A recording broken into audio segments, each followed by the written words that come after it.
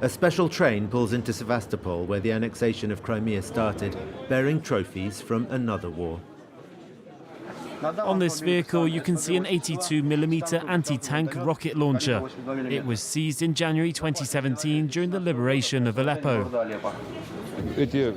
All the items on display were taken in Syria from members of illicit armed organizations. In total, this convoy will cover more than 28,000 kilometers from Moscow to Vladivostok. This is a propaganda operation organized by the Russian Defense Ministry. Its message, that the Russian army is helping the Syrian army to fight Western armed terrorists. This is a mechanical deminer. Great Britain exports them to other NATO countries. I stress NATO countries. But just as it was with the annexation of Crimea, the Russian army wants to hide the true nature of its Syrian operations. You mustn't say the Russian army is fighting on the ground. The Russian military over there, it's just the Air Force, full stop. And that we're bringing friendly assistance and humanitarian aid, right? Yes, that's right. That's exactly it. So you don't mention the joint operations. Yet in Sevastopol, Russia's military maneuvers are anything but discreet. The warships docked here are a tourist attraction.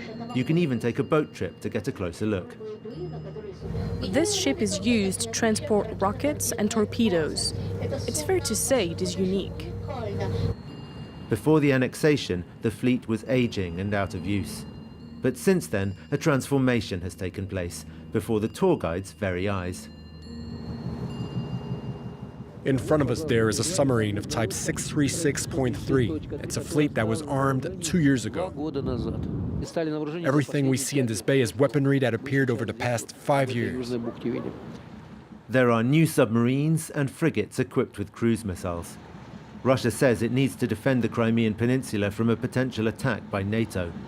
But that's not the only reason it has brought the big guns here.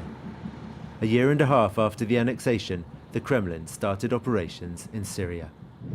In the beginning, supplies for our armies in Syria were organized from right here in Sevastopol. Whoever controls Sevastopol controls Crimea.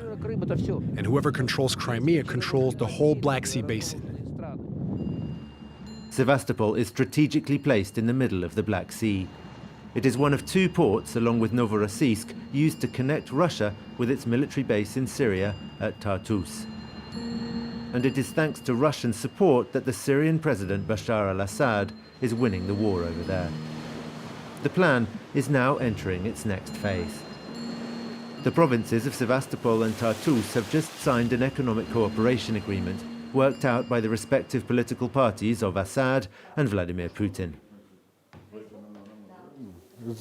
That was our meeting with the Syrian president in early January this year. It was just after Sevastopol and Tartus signed the agreement on economic and social cooperation. Dmitry Sablin first went to Syria in January 2014, less than 2 months before the annexation of Crimea, in which he was also an active participant. The Syrian president has always said that it was very important that Russian companies should get as many privileges and opportunities as possible in Syria, because it's Russia that helped Syria win the war against terrorism and evil, and it's also a way to break the blockade. International sanctions imposed since the annexation mean that Sevastopol's commercial port is working at just 15% of capacity. The local authorities are pinning their hopes on trade with Syria. Before, laminated metal from southern Ukraine made up nearly 70% of the goods that passed through the port. Today, obviously, those flows have been cut. Our cereals, though, are very much in demand. But before cereal deliveries to Syria can start, there's a problem. A local dispute means Sevastopol's brand new cereals terminal has been shuttered for 2 years. Its owner says the governor wants to bankrupt it.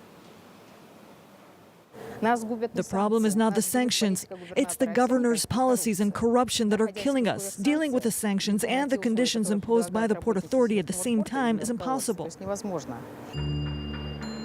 In January, Sevastopol's public accounts comptroller also accused the city's authorities of trying to bankrupt the port and then sell it off.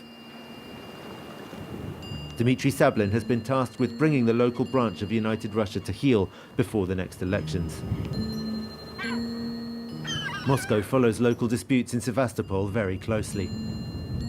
The city's geopolitical significance is too great to be subordinated to petty personal ambitions.